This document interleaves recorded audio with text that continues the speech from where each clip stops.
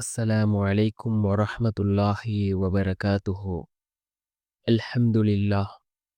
الحمد لله الذي نحمده ونستعينه ونستغفره ونؤمن به ونتوكل عليه. أما بعد.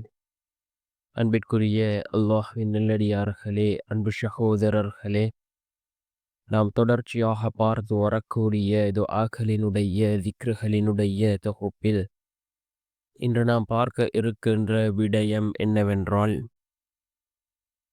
இன்றைய தினம் வெள்ளிக்கிழமை ஜும்ஆவுடைய நாள். இந்த 4 துஆக்களையும் நாம் ஓதி அல்லாஹ்விடம் பிரார்த்தனை செய்வோம். இந்த துஆக்களை ஓதுவதன் மூலமாக அல்லாஹ் ஜல்ல சுப்ஹானஹு வ தஆலா நம்முடைய எல்லா தேவைகளையும் பூர்த்தி செய்து தருகின்றான். அல்லாஹ்வினுடைய நேரடி உதவிகளை பெற்றுத்தரக்கூடிய மிகவும் அற்புதமான துஆக்கள். நம்முடைய துஆவுக்கு அல்லாஹ் மிகவும் வேகமாக பதில் வழங்குகின்றான். அப்படிப்பட்ட மிகச் சிறந்த 4 துஆக்களை தான் நாம் இன்றைய வீடியோவில் பார்க்க இருக்கின்றோம். அன்பார்ந்தவர்களே, அல்லாஹ்வின் நல்லடியார்களே, இன்றைய தினம் ஜும்ஆவுடைய நாளாக இருந்து கொண்டிருக்கின்றது. இந்த ஜும்ஆவுடைய நாளுக்கு ஏராளமான சிறப்புகளை ரசூலுல்லாஹி ஸல்லல்லாஹு அலைஹி வஸல்லம் அவர்கள் கூறியிருக்கிறார்கள். சூரியன் உதிக்கக்கூடிய நாட்களில் சிறந்த நாள் ஜும்ஆவுடைய நாள் என்பதாக அல்லாஹ்வினுடைய தூதர் ஸல்லல்லாஹு அலைஹி வஸல்லம் அவர்கள் கூறினார்கள். அதே போன்று இந்த ஜும்ஆவுடைய நாளில் ஒரு நேரம் இருக்கின்றது. அந்த நேரத்தில் நாம் கேட்கக்கூடிய துஆக்கள் அனைத்தும் அல்லாஹ்விடத்திலே கபூலாகும் என்று கூறினார்கள் அருமை நாயகம் ஸல்லல்லாஹு அலைஹி வஸல்லம் அவர்கள்.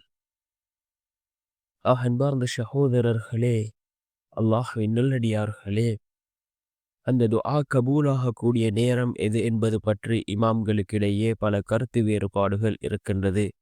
சிலர் கூறுகிறார்கள் ஃபஜ்ருக்கு பின்னால் உள்ள நேரம் என்பதாக, இன்னும் சிலர் கூறுகிறார்கள் ஜும்ஆவுடைய நேரம் என்பதாக.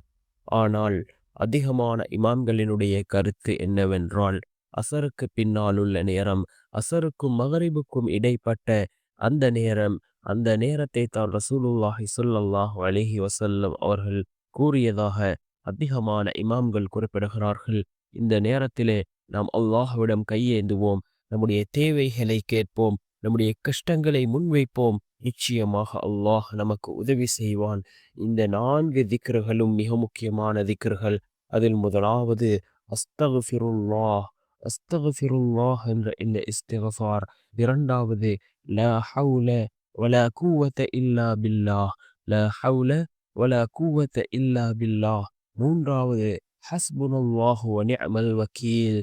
ஹஸ்புனல்லாஹு வ நிஅமல் வக்கீல் என்ற இந்த துஆ.